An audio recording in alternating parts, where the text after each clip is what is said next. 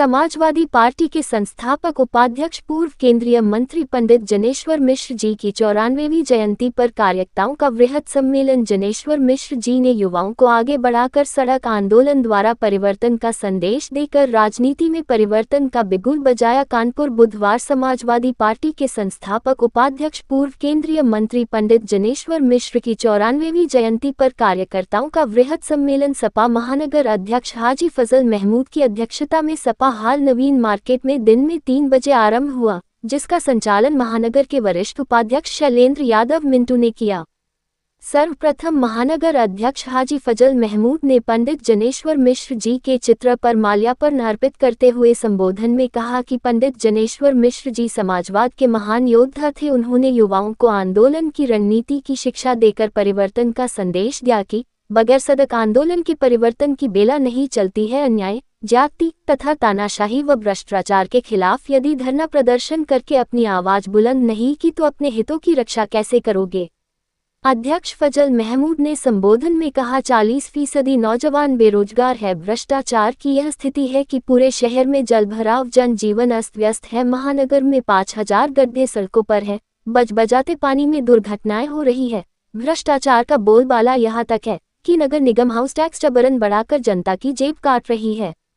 अध्यक्ष फजल महमूद ने संबोधन में कहा कि 2027 ब्राह्मण चला अखिलेश की ओर, क्योंकि परिवर्तन निश्चित है, मुख्यमंत्री अखिलेश यादव होंगे।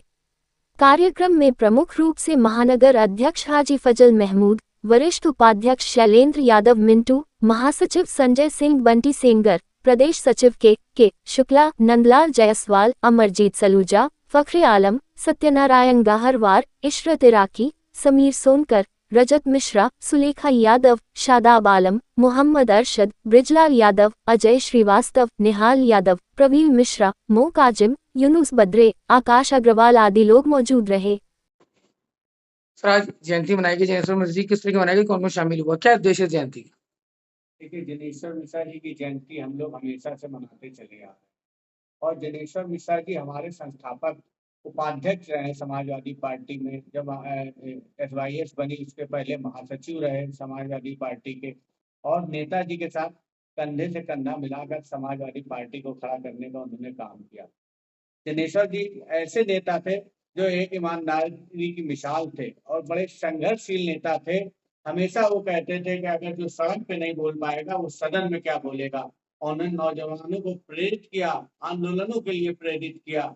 आज उन्हीं के रास्ते पे चल के हम लोग समाजवादी पार्टी को मजबूत कर रहे हैं। उनका हमेशा से कहना है कि अगर सड़क पे अगर आंदोलन नहीं होगा तो निश्चित रूप से सरकारें आवारा होंगी। इसलिए आज जिस हिसाब से आप देख रहे हैं, अगर जनेश्वर जी होते तो वो भी आज सड़कों पर उतर के संघर्ष करने का काम करते।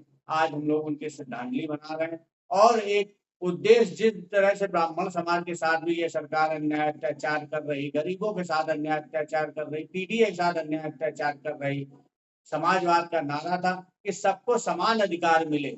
दलित हो, पिछड़ा हो, ब्राह्मण हो, कोई भी समाज का व्यक्ति हो, सबको समान अधिकार मिले और सब लोग बराबरी पे खड़े हों, तभी समाजवाद का सपना पूरा होगा। उनके दिखाए और बताए रास्ते पे चलकर अखिलेश जी के साथ हम लोग कंधे से कंधा मिलाकर समाजवाद के सपने को उनको पूरा करने का काम करेंगे और 2027 में घर घर जाकर हम लोग बूथ बूथ जाकर लोगों को जागरूक करेंगे, उनकी विचारधारा को आगे बढ़ाएंगे और 2027 में जब सरकार बनेगी तो ये सपना जरूर पूरा होगा। आज समाजवादी पार्टी कानपुर महानगर ने समाजवादी पार्टी के संस्थापक, राष्ट्रीय उपाध्यक्ष, पूर्व केंद्रीय मंत्री सिद्ध जनेश्वर मिश्रा जी की आज 94वीं जयंती थी, वो आज समाजवादी पार्टी कार्यालय में मनाई गई। ये जयंती पिछले 1 महीने से समाजवादी पार्टी के लोग पूरे प्रदेश में मेहनत कर रहे थे। ये क्योंकि जनेश्वर मिश्रा जी की जयंती के लिए कि हम लोग ये जनेश्वर मिश्रा पार्क लखनऊ में मनाएंगे, लेकिन अफसोस इस सरकार ने उनकी जयंती के लिए समय नहीं दिया। उस शख्स के जयंती के लिए हमको वहाँ की परमिशन नहीं दी।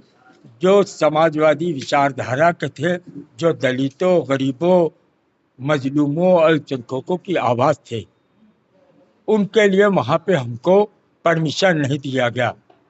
तो फिर वहां से लखनऊ से आदेश आया कि पार्टी प्रदेश कार्यालय में बहुत बड़ा सम्मेलन हुआ। हम लोगों को आदेश आया अपने अपने जिले के कार्यालयों में करें। तो हम लोगों ने आज यहाँ पर जयंती मनाई और ये एक चीज का निर्णय लिया, शपथ लिया हम लोगों ने कि हम समाजवादी लोग, कानपुर के लोग, एक जो मिशन चल रहा हमारा 2027 का, माननीय अखिलेश यादव जी को उत्तर प्रदेश का मुख्यमंत्री बनाने का, आज हमने शपथ लिए। एक एक कार्यकर्ता ने पार्टी के शपथ लिए कि 2027 में कानपुर में 5 सीटों में 3 सीट जीतते हैं। अब की कोशिश होगी 5 सीट जीतने के लिए, क्योंकि जनता इस सरकार से नाराज है और एक नया परिवर्तन जो दिखा आज की, उसमें पी से पंडित भी होता है।